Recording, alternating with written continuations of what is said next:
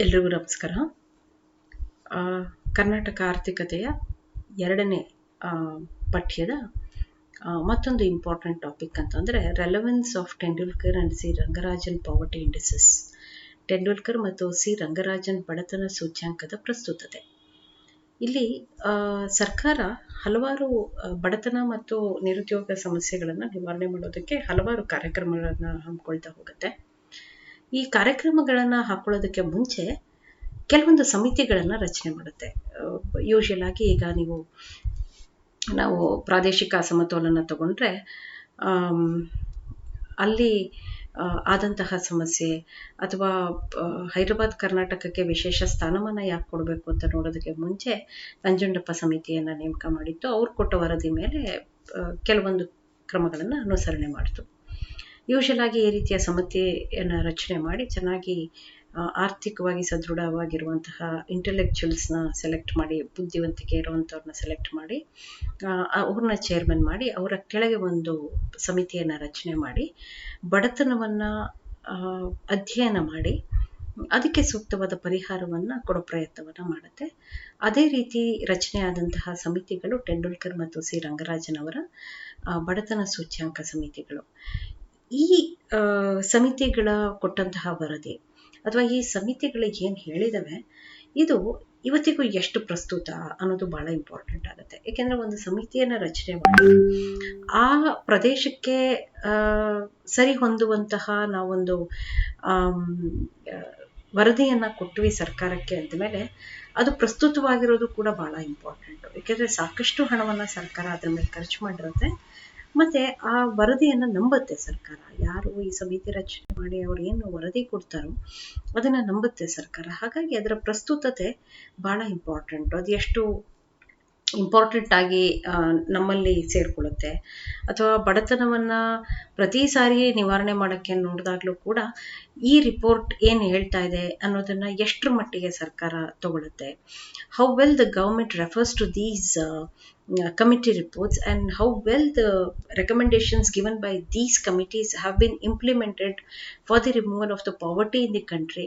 Everything plays a very important role. So there is a need to see the relevance of these committees because government would have spent lots of money on this and the time and efforts of these people should not go in vain. So there's a need to see its relevance. Is it relevant even today? Or is there any modifications that need to be done that is suitable for these present days? Everything is important. So let us just look into the relevance of Tendulkar and C. Rangarajan poverty indices, what the report has to say and what was the idea that they came out with. ಈ ನಿಟ್ಟಿನಲ್ಲಿ ನೋಡ್ತಾ ಹೋದರೆ ಬಡತನವನ್ನು ಒಂದು ಆಯಾಮದ ಅಳತೆ ಅಂತ ಪರಿಗಣಿಸಿದ್ರೆ ಸಾಮಾಜಿಕವಾಗಿ ಹೊರಗಿಡೋದು ಇನ್ನಷ್ಟು ವಿಶಾಲವಾದ ಪದ ಮತ್ತು ಬಹು ಆಯಾಮದ ಪದ ಅಂತಲೇ ಹೇಳ್ಬೋದು. ಒಂದು ಆಯಾಮದಿಂದ ನಾವು ಬಡತನ ಅಂತ ಹೇಳೋದಕ್ಕಾಗಲ್ಲ. That's why the union report today united nations they say multi dimensional poverty index. Multi dimensional ಅಂತಂದಾಗ ಬಹುಮುಖಗಳು ಇರುವಂತಹ ಅಥವಾ ಬಹು ಆಯಾಮಗಳು ಇರುವಂತಹ ಬಡತನವನ್ನು ನೋಡ್ತೀವಿ. ನಾನು ಹೇಳಿದ್ನಲ್ಲ, ಬಡತನ ಅಂದರೆ ಅನುಭೋಗ ಮಾತ್ರ ಅಲ್ಲ, ಬಡತನ ಅಂದರೆ ಆದಾಯದಿಂದ ಬಡತನ ಮಾತ್ರ ಅಂತಲ್ಲ, ಆಸ್ತಿ ಇಲ್ದಿರೋನು ಬಡವ ಅಂತಲ್ಲ. ಯಾವ್ಯಾವ ಆಯಾಮದಿಂದ ನೀವು ಬಡತನವನ್ನು ನೋಡ್ಬೋದು, ಯಾವ್ಯಾವ ಸೂಚ್ಯಾಂಕದ ಮೂಲಕ ನೀವು ಬಡತನವನ್ನು ಮಾಪನ ಮಾಡ್ಬೋದು, ಅದು ಭಾಳ ಇಂಪಾರ್ಟೆಂಟ್ ಆಗುತ್ತೆ. ಅಂದರೆ ಹಬ್ಬಗಳಲ್ಲಿ ಇವನಿಗೆ ಭಾಗವಹಿಸೋದಕ್ಕೆ ಸಾಧ್ಯ ಇದೆಯಾ, ಉದ್ಯೋಗ ಪಡೆಯೋದಕ್ಕೆ ಸಾಧ್ಯ ಇದೆಯಾ, ಇವನಿಗೆ ವಾರದಲ್ಲಿ ಒಂದು ದಿನ ವಿರಾಮ ತಗೊಳ್ಳೋದಕ್ಕೆ ಸಾಧ್ಯ ಇದೆಯಾ, ಅಂಗವಿಕಲರು ಎಷ್ಟು ಜನ ಇದ್ದಾರೆ, ಪರಿಶಿಷ್ಟ ಜಾತಿ ಪರಿಶಿಷ್ಟ ವರ್ಗಕ್ಕೆ ಸೇರಿದಂತಹ ಅತಿ ಬಡವರು ಎಷ್ಟು ಜನ ಇದ್ದಾರೆ, ದುರ್ಬಲ ವರ್ಗದವ್ರಿಗೆ ಸೇರಿದಂಥವ್ರು ಎಷ್ಟು ಜನ ಇದ್ದಾರೆ. ಇದೆಲ್ಲ ಕೂಡ ಸಮಾಜದ ಒಂದು ಅಸಮಾನತೆಯ ಪ್ರತಿಬಿಂಬವನ್ನು ತೋರಿಸ್ತಾ ಹೋಗುತ್ತೆ ನಿಮಗೆ. Few will be very rich, few will be very poor, few cost will be doing very well and few castes of the people belonging to few castes are always backward. Why this happens? What is the reason for this? How to bring these people out of these problems? All these these plays a very important role for an economy to consider to be developed. ಒಂದು ಆರ್ಥಿಕತೆ ಅಭಿವೃದ್ಧಿ ಆಗಿದೆ ಅನ್ನೋದಕ್ಕೆ ಇವೆಲ್ಲ ಕೂಡ ಬಹಳ important ಆಗುತ್ತೆ. ಒಂದು ಬಡತನದಿಂದ ಹೊರಗೆ ತರೋದು, ಅದಕ್ಕೆ ಬೇಕಾಗಿರುವಂತಹ ಪೂರ್ವ ತಯಾರಿಯನ್ನು ಮಾಡ್ಕೊಳ್ಳೋದು ಎಲ್ಲವೂ ಇಂಪಾರ್ಟೆಂಟ್ ಆಗುತ್ತೆ. ಇಲ್ಲಿ ವೆನ್ ಐ ಸಿ ಪಾವರ್ಟಿ, ಒಂದು ಬಡತನ ಅಂತ ನಾನು ಅಂದಾಗ ಶ್ರೀಮಂತರು ಮತ್ತು ಬಡವರ ನಡುವಿನ ಸಾಮಾಜಿಕ ಮತ್ತು ಆರ್ಥಿಕ ವಿಭಜನೆಯನ್ನ ಸೂಚಿಸುತ್ತೆ. Whenever I say poverty, it shows the social and economic imbalances or economic gap between the rich and the poor. ಭಾರತದಲ್ಲಿ ಸಮಾಜದ ಶ್ರೀಮಂತ ವರ್ಗದವರು ಮತ್ತು ಉಳಿದ ಜನರ ನಡುವೆ ಅಸಮಾನತೆ ಜಾಸ್ತಿ ಆಗ್ತಾನೆ ಹೋಗ್ತಾ ಇದೆ. ಸೊ ಇಲ್ಲಿ ತುಂಬಾ ಸಾರಿ ಭಾರತದ ಜನಸಂಖ್ಯೆಯಲ್ಲಿ 1% ಶ್ರೀಮಂತರು ಒಟ್ಟು ಸಂಪತ್ತಿನ 53% ಅಷ್ಟು ಸಂಪತ್ತನ್ನ ಹೊಂದಿದ್ದಾರೆ ಅಂತ ಹೇಳುತ್ತೆ ಒಂದು ಸ್ಟಡಿ. ಅಂದ್ರೆ 1% of people having 53% of wealth with them. It shows the inequality that exists in the economy. ಭಾರತದಲ್ಲಿ ದೆಹಲಿ, ಪಂಜಾಬ್, ಹರಿಯಾಣ, ಕೇರಳ, ತಮಿಳುನಾಡು ಮುಂತಾದ ಕೆಲವು ರಾಜ್ಯಗಳಲ್ಲಿ ಬಡತನವನ್ನ ಬಹಳವಾಗಿ ಕಡಿಮೆ ಮಾಡಿರೋದನ್ನ ನೋಡ್ಬೋದು. ಅಂದ್ರೆ ಸಾಕಷ್ಟು ಪ್ರಮಾಣದಲ್ಲಿ ಬಡತನ ಕಡಿಮೆ ಆಗಿದೆ. ಆದರೆ ಉತ್ತರ ಪ್ರದೇಶ, ಬಿಹಾರ, ಮಧ್ಯಪ್ರದೇಶ, ಪಶ್ಚಿಮ ಬಂಗಾಳ ಮುಂತಾದ ರಾಜ್ಯಗಳಲ್ಲಿ ಬಡತನ ಪ್ರಮಾಣ ಜಾಸ್ತಿ ಇರೋದನ್ನ ನೋಡ್ತೀವಿ. ಅಂದ್ರೆ from the Indian point of view, it includes a weaker section like SC, STs, disabled, women. Why these people are always denied of basic facilities that others are enjoying? But can they get involved themselves in the programs like festivals? Can they not get employment? Can they not just indulge in any leisure activity that others are getting? Why are they kept? Why are they denied of all these facilities? That is very important to be studied. So inequality refers to the social and economic divide between the rich and the poor. It shows the gap between the rich and the poor. And in India, the inequality between the well-off sections of society and the rest of population is increasing. That is, the gap between the rich and the poor is going on increasing. According to Credit Suisse, the richest, that is 1% of people who are considered to be the richest in the country, owns 53% of total wealth. That is, 53% of wealth is accumulated with 1% of people in India. In India, there is regional dimension of poverty. We see regional dimensions as Delhi, Punjab, Haryana, Kerala, Tamil Nadu have significantly reduced their poverty, whereas states like Uttar Pradesh, Bihar, Madhya Pradesh, West Bengal have high proportion of poor people. We need to look into why this regional imbalance. What is the relation between this region and the poverty that is existing? What makes sense between the two? ಯಾಕೆ ಕೆಲವು ಪ್ರದೇಶದಲ್ಲಿ ಇರೋರು ಶ್ರೀಮಂತರಾಗಿದ್ದಾರೆ ಅಥವಾ ಅನುಕೂಲವಾಗಿದ್ದಾರೆ, ಯಾಕೆ ಕೆಲವು ಪ್ರದೇಶದವರು ಇನ್ನೂ ಕೂಡ ಬಡವರಾಗೇ ಇದ್ದಾರೆ? ಇದೆಲ್ಲ ಒಂದು ರೀತಿ ಬಹಳ ಇಂಪಾರ್ಟೆಂಟ್ ಆಗುತ್ತೆ ಸ್ಟಡಿ ಮಾಡೋಕ್ಕೆ. Now, relevance of Tendulkar and C. Rangarajan committee. If you see at Tendulkar's committee, ಬಡತನ ಅಂದಾಜು ಪುನರ್ ವಿಮರ್ಶೆ ಮಾಡೋದಕ್ಕೆ ಭಾರತ ಯೋಜನೆ ಆಯೋಗ ಟೆಂಡೂಲ್ಕರ್ ಸಮಿತಿಯನ್ನು ರಚನೆ ಮಾಡುತ್ತೆ. The Indian planning commission establishes Tendulkar committee to review poverty estimation. So ಇಲ್ಲಿ ಸುರೇಶ್ ಟೆಂಡೂಲ್ಕರ್ ನೇತೃತ್ವದಲ್ಲಿ ಡಿಸೆಂಬರ್ 8, 2009ರಲ್ಲಿ ಒಂದು ಸಮಿತಿಯನ್ನು ರಚನೆ ಮಾಡ್ತಾರೆ. ಈ ಸಮಿತಿ ಪ್ರಕಾರ ಗ್ರಾಮೀಣ ಪ್ರದೇಶದಲ್ಲಿ 41.8% ಜನರು ಮತ್ತು ಪಟ್ಟಣ ಪ್ರದೇಶದಲ್ಲಿ 25.7% ಜನರು ಬಡತನ ರೇಖೆಗಿಂತ ಕೆಳಗಿದ್ದಾರೆ ಅನ್ನೋದನ್ನು ಅವರು ಗುರುತಿಸ್ತಾರೆ. So the committee was constituted on December 8, 2009 under Suresh Tendulkar and submitted the report. According to the committee, 41.8% of the population in rural areas and 25.7% in urban areas live below the poverty line. ಈ ಪ್ರಕಾರ ದೇಶದಲ್ಲಿ ಬಡತನ ರೇಖೆಗಿಂತ ಕೆಳಗಿರುವಂತಹ ಜನ ಶೇಕಡವಾರು 37.2, ಅಂದರೆ ಶೇಕಡವಾರು 37.2% ಜನ. ಅಂದರೆ ಪ್ರತಿ ವ್ಯಕ್ತಿ ಪ್ರತಿ ತಿಂಗಳು ಖರ್ಚು ಮಾಡುವ ಹಣದ ಆಧಾರದಲ್ಲಿ ಸಮಿತಿ ಬಡತನ ರೇಖೆಯನ್ನು ಪುನರ್ ವಿಮರ್ಶೆ ಮಾಡಿತು. ಗ್ರಾಮೀಣ ಪ್ರದೇಶದಲ್ಲಿ 356.30 ರೂಪಾಯಿಗಳು ಇರೋದು, ಮತ್ತು ನಗರ ಪ್ರದೇಶದಲ್ಲಿ 446.68 ರೂಪಾಯಿಗಳು, ಮತ್ತು ಪಟ್ಟಣ ಪ್ರದೇಶಗಳಲ್ಲಿ 538.60 ರೂಪಾಯಿಗಳಿಂದ 578.8 ರೂಪಾಯಿಗಳಿಗೆ ಹೆಚ್ಚಿಗೆ ಆಗಿರೋದನ್ನು ಸೂಚಿಸ್ತಾ ಹೋಯಿತು. ಅಂದರೆ the percentage of people below the poverty line in the country was 37.2% according to this committee, and the committee reviewed the poverty line based on the money spent every month by each person, how much money each person spent. So in rural areas it had increased from 356.30 to 446.68. So the income level of the rural poor was increased from 356 to 446, and in urban areas this saw an increase from 538.60 to 578 rupees. ಕೇಂದ್ರ ಸರ್ಕಾರ ಏನು ಮಾಡುತ್ತೆ, ತಕ್ಷಣ ಕೇಂದ್ರ ಸರ್ಕಾರ ಕೇವಲ calorie ಬಳಕೆ ರೂಪದಲ್ಲಿ ಬಡತನವನ್ನು ಅಳತೆ ಮಾಡ್ತಿತ್ತು. ಆದರೆ ಟೆಂಡೂಲ್ಕರ್ ಸಮಿತಿ ಇದನ್ನು ವಿಸ್ತರಿಸಿ ಆಹಾರ, ಶಿಕ್ಷಣ, ಆರೋಗ್ಯ ಮತ್ತು ಬಟ್ಟೆ ಮೇಲೆ ವೆಚ್ಚವನ್ನು ಕೂಡ ಇದಕ್ಕೆ ಸೇರಿಸ್ತಾ ಹೋಯಿತು.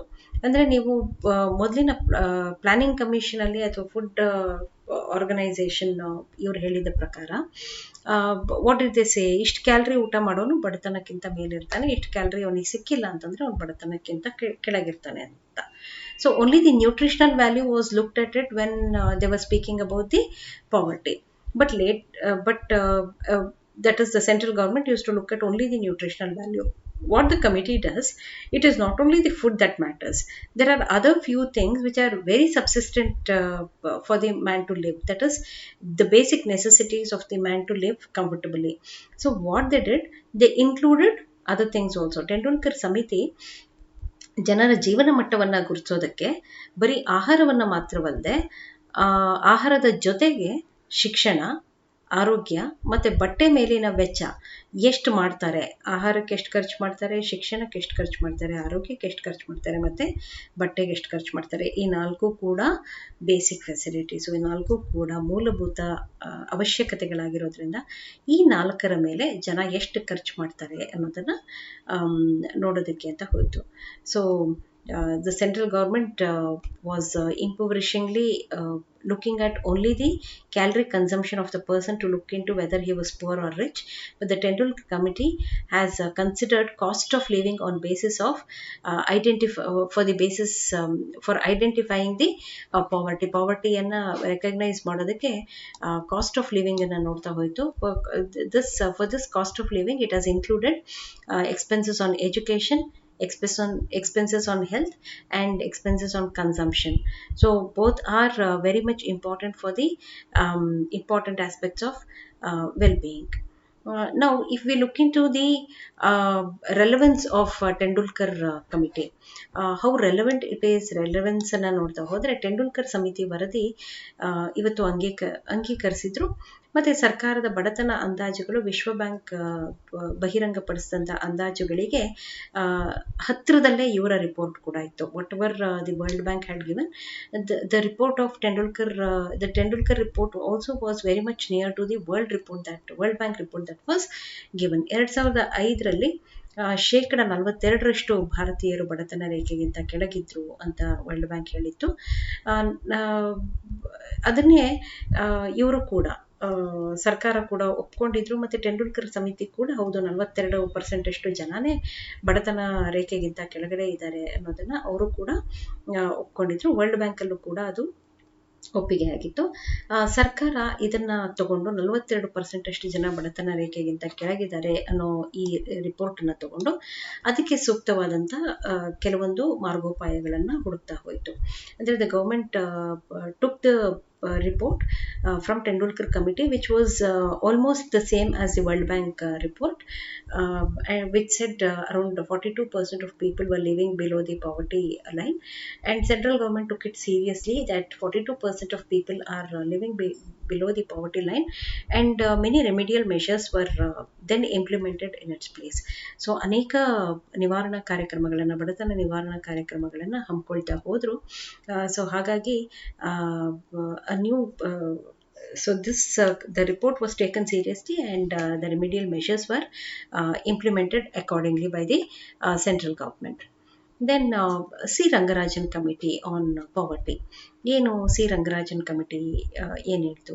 ತೆಂಡೂಲ್ಕರ್ ಕಮಿಟಿ ಆದ ನಂತರ ಸಿ ರಂಗರಾಜನ್ ಕಮಿಟಿ ಬರುತ್ತೆ. ಸಿ ರಂಗರಾಜನ್ ಅವರ ನೇತೃತ್ವದಲ್ಲಿ ಒಂದು ತಜ್ಞರ ತಂಡವನ್ನು ಗ್ರಾಮೀಣ ಪ್ರದೇಶಗಳಿಗೆ ಮತ್ತು ನಗರ ಪ್ರದೇಶಗಳಿಗೆ ಪ್ರತ್ಯೇಕ ಮಾನದಂಡಗಳನ್ನು ಅನ್ವಯಿಸಿ ಬಡತನ ರೇಖೆಯನ್ನು ಲೆಕ್ಕಾಚಾರ ಮಾಡ್ತು.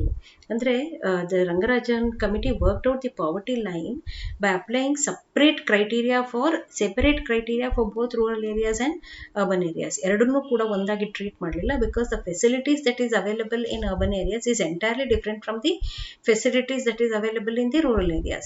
ಒಂದು ಗ್ರಾಮೀಣ ಪ್ರದೇಶದಲ್ಲಿ ಇರುವಂತಹ ಸೌಕರ್ಯಕ್ಕೂ ಮತ್ತು ನಗರ ಪ್ರದೇಶದಲ್ಲಿ ಇರುವಂತಹ ಸೌಕರ್ಯಕ್ಕೂ ಸಾಕಷ್ಟು ವ್ಯತ್ಯಾಸ ಇದೆ.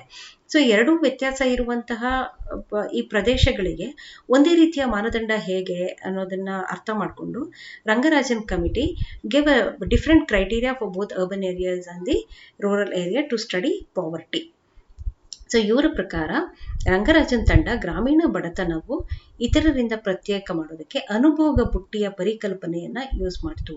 ಅಂದರೆ they used the consumable basket to review the poverty level, to see how poor a person is.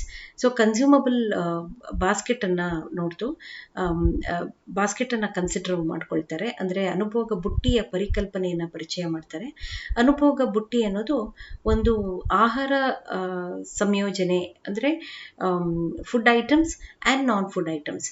ಅಂದರೆ ಅವಶ್ಯಕವಾಗಿರುವಂತಹ ಆಹಾರ ಧಾನ್ಯಗಳ ಜೊತೆ ಆಹಾರೇತರ ಪದಾರ್ಥಗಳನ್ನು ಕೂಡ ಆ ಬುಟ್ಟಿ ಇರಬೇಕು ಅಂತ. It is not only food that is important for the man to live. Along with food, there are so many non-food items that makes people alive, that keeps people alive, that improves the standard of living of the poor. So it is very important that not only providing food, but you have to provide many other basic facilities to these people. ಯಾಕೆ ಬಡವರಿಗೆ ಬರೀ ಆಹಾರ ಒಂದ್ರೆ ಕೊಟ್ಟರೆ ಸಾಕು ಅಂತ ನಾವು ಅನ್ಕೋತೀವಿ? ಆಹಾರದ ಜೊತೆ ಅವ್ರಿಗೆ ಆರೋಗ್ಯವನ್ನು ಕೊಡಬೇಕು. ಆರೋಗ್ಯದ ಜೊತೆ ನೀವು ಅವರಿಗೆ ಬೇರೆ ಫೆಸಿಲಿಟೀಸನ್ನು ಕೊಡಬೇಕಾಗತ್ತೆ. ಅದೆಲ್ಲ ಕೊಟ್ಟಾಗ ಮಾತ್ರ ಅವ್ರು ಮುಂದುವರಿಯೋದಕ್ಕೆ ಸಾಧ್ಯವಾಗುತ್ತೆ, ಅಥವಾ ಅವ್ರು ಬಡತನದಿಂದ ಹೊರಗಡೆ ಬರೋದಕ್ಕೆ, ಅಥವಾ ಬಡತನದಲ್ಲಿ ಇದ್ರೂ ಕೂಡ ಅಟ್ಲೀಸ್ಟ್ ಅವ್ರಿಗೆ ನಾವು ಬೇರೆಯವ್ರ ಥರ ಒಂದಿಷ್ಟು ನಮ್ಮ ಜೀವನ ಮಟ್ಟ ಸುಧಾರಣೆ ಆಗಿದೆ ಅನ್ನೋ ಒಂದು ಸಮಾಧಾನನಾದರೂ ತರುವಂಥ ಪ್ರಯತ್ನವನ್ನು ಸರ್ಕಾರ ಮಾಡಬೇಕಾಗತ್ತೆ. So in this consumable basket, they brought the food items and non-food expenditure. ಆಹಾರ ಮತ್ತು ಆಹಾರೇತರ ಪದಾರ್ಥಗಳು ಇವೆರಡನ್ನೂ ಕೂಡ ಜೊತೆಗೆ ತರೋ ಪ್ರಯತ್ನವನ್ನು ಇಲ್ಲಿ ಮಾಡ್ತಾರೆ. ಪ್ರಧಾನ ಮಂತ್ರಿಯವರ ಆರ್ಥಿಕ ಸಲಹಾ ಸಮಿತಿ ಅಧ್ಯಕ್ಷರಾಗಿದ್ದಂತಹ ಸಿ ರಂಗರಾಜನ್ ಅವರು ಬಡತನ ಅಂದಾಜನ್ನು ಮಂಡಿಸ್ತಾರೆ. ಇವರು he was the chairman for Prime Minister's Economic Advisory Committee, and he has presented poverty estimates. According to his report, ಅಂದರೆ ಅವರ ರಿಪೋರ್ಟ್ ಪ್ರಕಾರ 2011-12ರಲ್ಲಿ ಭಾರತದಲ್ಲಿ ಬಡವರ ಸಂಖ್ಯೆ 21.9ರಷ್ಟಿತ್ತು ಅಂತ. ಅಂದರೆ it was around 21.9% of poor were there in India during 2011 and 12. So Bharat ಸರ್ಕಾರ ಜೂನ್ 2012ರಲ್ಲಿ ಸಿ ರಂಗರಾಜನ್ ಅವರ ಅಧ್ಯಕ್ಷತೆಯಲ್ಲಿ ತಂಡವನ್ನು ನೇಮಿಸಿರುತ್ತೆ. In June 2012, the government of India appointed the team of experts under the chairmanship of C Rangarajan. ಇವರ ಪ್ರಕಾರ 10ರಲ್ಲಿ 3 ಭಾರತೀಯರು ಬಡವರಾಗಿದ್ದರು. According to C Rangarajan, 3 out of 10 Indians were poor. So ಆ ಕಾಲಕ್ಕೆ ನೀವು 10 ಜನ ತಗೊಂಡ್ರೆ ಅದರಲ್ಲಿ 3 ಜನ ಬಡವರಿದ್ರು ಅನ್ನೋದನ್ನು ಹೇಳ್ತಾ ಹೋಗ್ತಾರೆ. Then instead of using the traditional form of ಇದು ಸಾಂಪ್ರದಾಯಿಕ ಅಂದಾಜುಗಳಿಗೆ ಬದಲಾಗಿ ಸ್ವತಂತ್ರವಾಗಿ ಲೆಕ್ಕಾಚಾರವನ್ನು ಮಾಡಿ ಈ ನಿರ್ಣಯಕ್ಕೆ ಬಂದಿದ್ದೀವಿ ಅಂತ ರಂಗರಾಜನ್ ಅವ್ರು ಹೇಳ್ತಾರೆ. ಅಂದರೆ ನೀವು ಹಳೇದು ಏನು ಉಪಯೋಗಿಸ್ತಾ ಇದ್ರು, ಎಷ್ಟು ಕ್ಯಾಲರಿ ಊಟ ಮಾಡ್ತಾರೆ, ಎಷ್ಟು ನ್ಯೂಟ್ರಿಷನ್ ಹೋಗ್ತಾ ಇದೆ, ಅದರ ಬೇಸಿಸ್ ಮೇಲೆ ನಾವು ಬಡತನವನ್ನು ಅಂದಾಜು ಮಾಡಿಲ್ಲ. ಅದಕ್ಕೆ ಬದಲಾಗಿ ನಾವು ಇಂಡಿಪೆಂಡೆಂಟ್ ಆಗಿ ಕೆಲವೊಂದು ಕ್ಯಾಲ್ಕುಲೇಷನ್ಸನ್ನು ಮಾಡಿದ್ದೀವಿ. ಇನ್ಸ್ಟೆಡ್ ಆಫ್ ಟ್ರೆಡಿಷನಲ್ ಎಸ್ಟಿಮೇಟ್ಸ್, ಹಳೆ ಅಂದಾಜನ್ನೇ ಬಳಸೋದಕ್ಕೆ ಬದಲು we have made decision to make calculations independently. ನಾವು ಸ್ವತಂತ್ರವಾಗಿ ಕೆಲವೊಂದು ಲೆಕ್ಕಾಚಾರವನ್ನು ಮಾಡಿ ಬಡತನ ರೇಖೆಯನ್ನು ಮಾಪನ ಮಾಡಿದ್ದೀವಿ ಅಂತ ಹೇಳಿ ರಂಗರಾಜನ್ ಅವರು ಹೇಳ್ಕೊಳ್ತಾರೆ. So he claims that he has done independent calculations. Then Rangarajan ಸಮಿತಿ ಅನುಭೋಗ ಬುಟ್ಟಿಯಲ್ಲಿ ಪ್ರಸ್ತಾಪಿಸಿರುವಂಥ ಸಂಗತಿಗಳು. ಅನುಭೋಗ ಬುಟ್ಟಿ ಅಂತ ನಾನು ಹೇಳಿದೆ, the consumable basket. What all is there in the consumable basket that the Rangarajan committee has given ಅಂತ ನೋಡಿದ್ರೆ, ಒಂದು ಫುಡ್ ಕಾಂಪೊನೆಂಟ್. ಫುಡ್ ಕಾಂಪೊನೆಂಟ್ ಅಂದರೆ ಆಹಾರ ಘಟಕ ಅಥವಾ ಆಹಾರದ ಅಂಶ. ಈ ಆಹಾರದ ಅಂಶ ಅಂದಾಗ ಇದು ಕನಿಷ್ಠ ಪ್ರಮಾಣದ ಪೌಷ್ಟಿಕಾಂಶವಾದ ಕೋರಿಕೆಯನ್ನು ಈಡೇರಿಸುವ ಆಹಾರದ ವಸ್ತುಗಳನ್ನು ಒಳಗೊಂಡಿರಬೇಕು ಅಂತ. When he said food component, this should have the minimum nutritional value in the food that the person is having. ಅಂದರೆ ಕನಿಷ್ಠ ಪೌಷ್ಟಿಕಾಂಶ ಇರಬೇಕು, ಅದನ್ನು ನಾವು ಆಹಾರದ ಬುಟ್ಟಿಯೊಳಗೆ ಸೇರಿಸಿದ್ರು. ನಾವು he has added even the non food component, ಆಹಾರೇತರ ವಸ್ತುಗಳನ್ನು ಕೂಡ ಈ ಕನ್ಸ್ಯೂಮಬಲ್ ಬಾಸ್ಕೆಟಲ್ಲಿ ಸೇರಿಸಿದ್ದಾರೆ. ಹಾಗಾದರೆ ಅದೇನು? What are the non food items that was included in the food items ಅಂತ ನಾವು ನೋಡಿದಾಗ ರಂಗರಾಜನ್ ಕಮಿಟಿನಲ್ಲಿ ಅವರು ಇದರಲ್ಲಿ ಆಹಾರೇತರ ಅಂಶಗಳೇನೇನು ಅಂದರೆ, ಒಂದು ಶಿಕ್ಷಣ, education, whether the person has got the minimum education. Constitution ಏನು ಹೇಳುತ್ತೆ, 14 ಇಯರ್ಸ್ವರೆಗೂ ಫ್ರೀ ಎಜುಕೇಷನನ್ನು ಕೊಡಿ, ರೈಟ್ ಟು ಎಜುಕೇಷನ್, ಒಂದು ಶಿಕ್ಷಣದ ಹಕ್ಕು ಪ್ರತಿಯೊಂದು ಮಗುಗೂ ಇದೆ, ಹಾಗಾಗಿ ಕೊಡಬೇಕು ಅಂತ. ಸೊ ಇವರು ಬಡತನ ರೇಖೆಯನ್ನು ಮಾಪನ ಮಾಡುವಾಗ ಶಿಕ್ಷಣ ಇದೆಯಾ, ಬೇಸಿಕ್ ಎಜುಕೇಷನ್ ತೊಗೊಂಡಿದ್ದಾರಾ, he sees to it that in the non food component the first thing he takes is education, because the constitution says every child that is born has the right to education. So until he reaches 14 years of age, he should be given free education by the government if he cannot afford to get the education by himself. If his parents cannot get education for him, it is the duty of the government to give education, free education to this particular child. So education ಅನ್ನು ತಗೊಳ್ತಾರೆ. The second thing that they take in the food items is clothing. ಬಟ್ಟೆ ಭಾಳ important. ನೀವು ಯಾವ ಥರದ ಬಟ್ಟೆ ಹಾಕ್ತೀರಾ, ಹೇಗೆ ಹಾಕ್ತೀರಾ, ಅದು ಕೂಡ ಇಂಪಾರ್ಟೆಂಟ್ ಆಗುತ್ತೆ. This is not the costly dress that the person is wearing. He should have the basic clothing to cover his body. ಅಷ್ಟಾದರೂ ಇದೆಯಾ ಅನ್ನೋದನ್ನು ನೋಡ್ತಾ ಬರ್ತಾರೆ. ಸೊ ಅದನ್ನು ಇಲ್ಲಿ ನೋಡ್ತಾರೆ. ಆ್ಯಂಡ್ ದೆನ್ ಕನ್ವೇಯನ್ಸ್, ಸಾಗಾಣಿಕೆ, transport system. How is the transport system from the place where he is living? Whether he is able to transport easily, whether he is able to transport his goods and services to the market easily, whether he is able to move from one place to another, either for school or for medical facility or for any other economic activity. ಯಾವುದೇ ಒಂದು ಆರ್ಥಿಕ ಚಟುವಟಿಕೆಗೆ, ಶಾಲೆಗೆ ಹೋಗೋದಕ್ಕೆ, ಕಾಲೇಜ್ಗೆ ಹೋಗೋದಕ್ಕೆ ಅಥವಾ ಆಸ್ಪತ್ರೆಗೆ ಹೋಗೋದಕ್ಕೆ ಅವನಿಗೆ ಸಾರಿಗೆ ಹೇಗಿದೆ ಅದನ್ನು ಕೂಡ ನೋಡ್ತಾರೆ. ನೆಕ್ಸ್ಟ್ ಈ ಆ್ಯಡ್ಸ್ ಹೌಸ್ ರೆಂಟ್, ಮನೆ ಬಾಡಿಗೆಯನ್ನು ತಗೊಳ್ತಾರೆ. ಮನೆ ಬಾಡಿಗೆಯನ್ನು ತಗೊಂಡಾಗ ಇಲ್ಲಿ ಸ್ವಂತ ಮನೆ ಇದೆಯೋ ಇಲ್ವೋ ಅನ್ನೋದು ಬರುತ್ತೆ. Whether he has the own house or not. Many of the housing schemes that the government has taken was based on the reports that were given by these experts. ಈ ರೀತಿಯ ಎಕ್ಸ್ಪರ್ಟ್ಸ್ ಕೊಟ್ಟಿರುವಂತಹ ವರದಿಯ ಆಧಾರದ ಮೇಲೆನೆ ಅನೇಕ ವಸತಿ ಕಾರ್ಯಕ್ರಮಗಳು, ನಾವು ಇಂದಿರಾ ಆವಾಸ್ ಯೋಜನೆ ಇರ್ಬೋದು, ರಾಜೀವ್ ಗಾಂಧಿ ಆವಾಸ್ ಯೋಜನೆ ಇರ್ಬೋದು, ವಾಜಪೇಯಿ ಹೌಸಿಂಗ್ ಸ್ಕೀಮ್ ಇರ್ಬೋದು, ಇದೆಲ್ಲ ಕೂಡ ನಾವು ನೋಡೋದು ಇವ್ರುಗಳು ಈ ಎಕ್ಸ್ಪರ್ಟ್ಸ್ ಕೊಟ್ಟಿರುವಂತಹ ವರದಿಯ ಆಧಾರದ ಮೇಲೆನೆ. ಎಷ್ಟು ಜನ ಮನೆ ಬಾಡಿಗೆ ಕಟ್ತಿದ್ದಾರೆ, ಎಷ್ಟು ಜನ ಸ್ವಂತ ಮನೆಯಲ್ಲಿದ್ದಾರೆ. This says whether the person is poor or not. If he doesn't have even the shelter of his own, he cannot be considered as a rich person, or he cannot consider to be so he is considered to be a very poor man who doesn't have even a shelter of his own. It is not a big house with all comforts, at least a basic shelter for him and his family. That is very essential. So that was taken care of. Then behavior related expenditure, ನಡವಳಿಕೆಗೆ ಸಂಬಂಧಪಟ್ಟಂತಹ ವೆಚ್ಚಗಳು. ನಡವಳಿಕೆ ಸಂಬಂಧ ವೆಚ್ಚಗಳು ಅಂತಂದ್ರೆ ಅವನ ನಡವಳಿಕೆ ಹೇಗಿತ್ತು, ಅವನೇನು ಕುಡುಕಾನ, ಒಳ್ಳೆಯವನ, ಕುಡುಕ ಆಗಿದ್ರೆ ಕುಡಿತದ ಮೇಲೆ ಎಷ್ಟು ಖರ್ಚು ಮಾಡ್ತಾನೆ, ಒಳ್ಳೆಯವನಾಗಿದ್ರೆ ಮಕ್ಕಳಿಗೆ ಎಷ್ಟು ಖರ್ಚು ಮಾಡ್ತಾನೆ, ಹಣ್ಣು ತರಕಾರಿ ತಿನ್ನೋದಕ್ಕೆ ಎಷ್ಟು ಖರ್ಚು ಮಾಡ್ತಾನೆ, ಹಬ್ಬ ಹರಿದಿನ ಮಾಡೋದಕ್ಕೆ ಎಷ್ಟು ಖರ್ಚು ಮಾಡ್ತಾನೆ. It all depends on your behaviour, right? So behaviour related expenditure, ನಡವಳಿಕೆ ಸಂಬಂಧಿತ ವೆಚ್ಚಗಳು ಎಷ್ಟು, ಅದರಲ್ಲಿ ವೇಸ್ಟ್ ಎಷ್ಟು, ವೇಸ್ಟ್ ಆಗದೆ ಇರೋದು ಎಷ್ಟು, ಅಂದರೆ ದುಂದು ವೆಚ್ಚ ಎಷ್ಟು, ದುಂದು ಅಲ್ಲದೆ ಇರುವಂತಹ ಅಗತ್ಯ ವೆಚ್ಚಗಳು ಎಷ್ಟು, ಇದೆಲ್ಲವನ್ನ ಕೂಡ ನಾನ್ ಫುಡ್ ಕಾಂಪೊನೆಂಟಲ್ಲಿ ತರ್ತಾ ಹೋದರು. So non food component included education, clothing, conveyance, house rent and behaviour related expenditure. So ಆಹಾರೇತರ ಬುಟ್ಟಿಯಲ್ಲಿ ಶಿಕ್ಷಣ ಹಾಕಿದ್ರು, ಬಟ್ಟೆಯನ್ನು ಸೇರಿಸಿದ್ರು, ಸಾಗಾಣಿಕೆ ಸೇರಿಸಿದ್ರು, ಮನೆ ಬಾಡಿಗೆ ಸೇರಿಸಿದ್ರು, ಮತ್ತು ನಡವಳಿಕೆಗೆ ಸಂಬಂಧಪಟ್ಟಂತಹ ವೆಚ್ಚಗಳನ್ನು ಕೂಡ ರಂಗರಾಜನ್ ಅವರು ಸೇರಿಸ್ತಾ ಹೋಗ್ತಾರೆ. ಸೊ ರಂಗರಾಜನ್ ಅವರ ಸಮಿತಿ ಪ್ರಕಾರ ಗ್ರಾಮೀಣ ಪ್ರದೇಶದಲ್ಲಿ 972 ರೂಪಾಯಿ ಮತ್ತು ನಗರ ಪ್ರದೇಶದಲ್ಲಿ 1407 ರೂಪಾಯಿ ಗಿಂತ ಕಡಿಮೆ ತಲಾದಾಯ ಇರುವಂಥವರು ಬಡತನ ರೇಖೆಗಿಂತ ಕೆಳಗಿರೋರು ಅಂಥೇಳಿ ಗುರುತಿಸ್ತಾರೆ. According to Rangarajan committee, those with per capita income expenditure of less than rupees 972 and in rural areas and less than 1407 rupees per month in urban areas are below the poverty line ಅಂಥೇಳಿ ಅವರು ಗುರುತಿಸ್ತಾರೆ.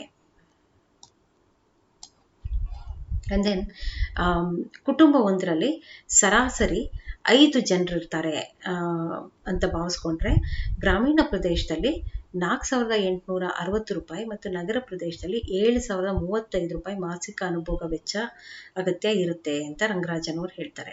ಅಂದರೆ according to Rangarajan committee, if family of 5, if a family of average size of the family is 5, the monthly consumption would, ಒಂದು ಪರ್ಸನ್ಗೆ 972 ಅಂದಾಗ 5 ಜನಕ್ಕೆ ಎಷ್ಟು ಅಂತ ಲೆಕ್ಕ ಹಾಕಿ ಹಳ್ಳಿಲಿ ವಾಸ ಮಾಡೋದಾದರೆ ಒಂದು ಕುಟುಂಬಕ್ಕೆ 4860 ರೂಪಾಯಿ, ನಗರ ಪ್ರದೇಶದಲ್ಲಿ ವಾಸ ಮಾಡೋರಾದರೆ 7035 ರೂಪಾಯಿ ಅವರ ಆದಾಯ ಇರಬೇಕು.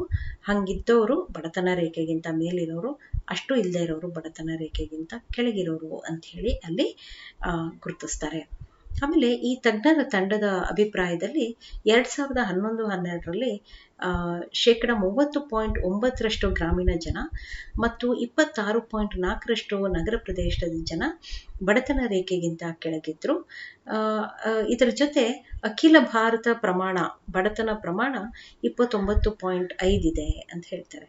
So according to this committee, in 2011 and 12, 30.9% of rural poor and 26.4% of urban poor were below the poverty line, according to the team, that is the experts team, and the all India proportion of poverty was 29.5%. 2011-12ರಲ್ಲಿ 29.5% ಅಷ್ಟು ಬಡವರಿದ್ರು ಅಂತ. So ಇದೆರಡೂ ಕೂಡ ರಂಗರಾಜನ್ ಮತ್ತು ಟೆಂಡೂಲ್ಕರ್ ಅವರ ಸಮಿತಿ ಮತ್ತು ಅವರ ಕಾಲಕ್ಕೆ ತಕ್ಕ ಹಾಗೆ ನೀವು ಯಾವ ರಿಪೋರ್ಟನ್ನು ಯಾವ ಸಮಿತಿ ಕೊಟ್ಟರು ಅಂತ ವರದಿನೂ ತಪ್ಪು ಅಂತ ಹೇಳೋಕ್ಕಾಗಲ್ಲ. ಯಾಕೆಂದರೆ ಅವರು ಕೊಟ್ಟಂಥ ವರದಿಯ ಕಾಲವೇ ಬೇರೆ, ಇವ್ರು ಕೊಟ್ಟಂಥ ವರದಿಯ ಕಾಲವೇ ಬೇರೆ. ಅವಾಗಿನ ಅನುಭೋಗ ಪ್ರಮಾಣನೇ ಬೇರೆ, ಈಗಿನ ಅನುಭೋಗ ಪ್ರಮಾಣನೇ ಬೇರೆ. ಆಗ ಬಡತನ ಅಂತಂದರೆ ಕಡು ಬಡತನ ಇತ್ತು, ಒಂದು ಗುಡಿಸಲಿಗೂ ಗತಿ ಇಲ್ಲದೆ ಇರುವಂತಹ ಪರಿಸ್ಥಿತಿ ಇತ್ತು. ಇವತ್ತು ನಾವು ಯಾರನ್ನ ಬಡವ ಅಂತೀವಿ? ಒಬ್ಬ ಬಡವನ ಮನೆಯಲ್ಲೂ ಇವತ್ತು ನಾವು TV ನೋಡ್ತೀವಿ, ಮೊಬೈಲ್ ನೋಡ್ತೀವಿ, ಒಂದು ಮಿಕ್ಸಿಯನ್ನು ನೋಡ್ತೀವಿ. So the whole definition of poverty is change now. So every time the new report comes, it will be according to the time that has changed. ಯಾವುದೇ ಒಂದು ಹೊಸ ರಿಪೋರ್ಟ್ ಬಂದ್ರೂ, ಯಾವುದೇ ಒಂದು ಹೊಸ ವರದಿ ಬಂದ್ರೂ ಅದು ಪ್ರಸ್ತುತ ಏನಿದೆ, ಪ್ರಸ್ತುತ ಪರಿಸ್ಥಿತಿ ಹೇಗಿದೆ ದೇಶದಲ್ಲಿ, ಪ್ರಸ್ತುತ ಬಡತನ ಅಂದ್ರೆ ಏನು, ಬಡತನದ ಡೆಫಿನೇಷನ್ ಹೆಂಗೆ ಬದಲಾವಣೆ ಆಗಿದೆ ಅನ್ನೋದರ ಆಧಾರದ ಮೇಲೆ ನಮಗೆ ವರದಿಗಳು ಕೂಡ ಬದಲಾಗ್ತಾ ಹೋಗುತ್ತೆ. Because all these factors keep on changing according to the time. ಈ ಎಲ್ಲ ಅಂಶಗಳು ಸಮಯಕ್ಕೆ ತಕ್ಕ ಹಾಗೆ ಬದಲಾವಣೆ ಆಗ್ತಾ ಹೋಗೋದ್ರಿಂದ ಇದರ ವರದಿಗಳು ಕೂಡ ಸಮಯಕ್ಕೆ ತಕ್ಕ ಹಾಗೆ ಬದಲಾವಣೆ ಆಗ್ತಾನೆ ಹೋಗುತ್ತೆ ಮತ್ತು ಆಯಾ ಕಾಲಕ್ಕೆ ಅದದು ಪ್ರಸ್ತುತವಾಗ್ತಾ ಹೋಗುತ್ತೆ. It becomes relevant for that particular period. ಯಾವ ಪೀರಿಯಡಲ್ಲಿ ನಾವು ರಿಪೋರ್ಟನ್ನು ವರದಿಯನ್ನು ಕೊಟ್ಟಿರ್ತೀವೋ ಆ ಪೀರಿಯಡ್ಗದು ಸೂಕ್ತವಾಗುತ್ತೆ. ಇಫ್ ಐ ಸೇ 1000 rupees, ಇವತ್ತು ನಾನು 900 ರೂಪಾಯಿ ಒಬ್ಬರಿಗೆ ಅಂತಂದರೆ 11-12ರಲ್ಲಿ ರಂಗರಾಜನ್ ಕಮಿಟಿ ಅವ್ರು ಕೊಟ್ಟಿದ್ದಾರೆ. ಆದರೆ ಇವತ್ತಿಗೆ ಹೇಳಿದ್ರೆ that is not sufficient. That will not be sufficient in 2021. ಹೊಸ ವರದಿ ಬರಬೇಕು. ಹೊಸದಾಗಿ ಎಷ್ಟು ಹಣ ಇದ್ದರೆ ಅವನ್ನ ಬಡವ ಅಂತ ಕನ್ಸಿಡರ್ ಮಾಡಬೇಕು ಅನ್ನೋದು ಹೊಸದಾಗಿ ಹೇಳಬೇಕು. So always report or the experts committee that makes a survey, it will be relevant for that particular period. It will not be relevant always. But still, Rangarajan committee and Tendulkar committee are considered to be important because they looked into different dimensions of poverty. ಅವರು ಪಾವರ್ಟಿಯನ್ನು ಬರೀ ಆಹಾರಕ್ಕೆ ಮಾತ್ರ ಸೀಮಿತಗೊಳಿಸಲಿಲ್ಲ, ಪೌಷ್ಟಿಕ ಆಹಾರಕ್ಕೆ ಸೀಮಿತಗೊಳಿಸಲಿಲ್ಲ. ಅವ್ರು ಅನೇಕ ಆಯಾಮಗಳನ್ನು ತಗೊಂಡ್ರು, ಬೇರೆ ಬೇರೆ ಆಯಾಮಗಳನ್ನು ಗುರುತಿಸಿ ಅದರ ಮೂಲಕ ಬಡತನವನ್ನು ಮಾಪನ ಮಾಡ್ತಾ ಹೋದರು. ಹಾಗಾಗಿ ಎರಡೂ ಸಮಿತಿಯ ವರದಿ ನಮಗೆ ಪ್ರಸ್ತುತ ಅಂತ ಅನಿಸುತ್ತೆ. So lastly to say, many committees were framed by the government of India in order to study poverty and its indices in order to frame measures for its reduction. The committees are criticized for their limitations. The new committees are established at regular intervals to study poverty and to give a systematic and scientific approach to implement measures effectively. ಬಡತನ ಮತ್ತು ಅದರ ಸೂಚ್ಯಾಂಕಗಳನ್ನು ಅಧ್ಯಯನ ಮಾಡೋದಕ್ಕೆ ಭಾರತ ಸರ್ಕಾರ ಅನೇಕ ಸಮಿತಿಗಳನ್ನು ರೂಪಿಸಿದೆ ಮತ್ತು ಸಮಿತಿಗಳ ಮಿತಿಗಾಗಿ ಅದನ್ನು ಟೀಕೆಗೂ ಒಳಪಡಿಸಲಾಗಿದೆ. ಬಡತನವನ್ನು ಅಧ್ಯಯನ ಮಾಡೋದಕ್ಕೆ ಮತ್ತು ಅದಕ್ಕೆ ಸರಿಯಾದ ಸೂಕ್ತವಾದ ಕ್ರಮಗಳನ್ನು ಪರಿಣಾಮಕಾರಿಯಾಗಿ ಅನುಷ್ಠಾನಗೊಳಿಸೋದಕ್ಕೆ ವ್ಯವಸ್ಥಿತ ಮತ್ತು ವೈಜ್ಞಾನಿಕ ವಿಧಾನವನ್ನು ನೀಡೋದಕ್ಕೆ ಹೊಸ ಸಮಿತಿಗಳನ್ನು ಸ್ಥಾಪಿಸ್ತಾನೆ ಹೋಗ್ತಾ ಇರುತ್ತೆ, ಕಾಲಕ್ಕೆ ಆಗಿಂದಾಗೆ ರಚಿಸ್ತಾನೆ ಹೋಗ್ತಾ ಇರುತ್ತೆ. So this was about the C. Rangarajan committee and Tendulkar committee that was appointed by central government to estimate poverty at their particular time periods. So this was about both the reports. Thank you.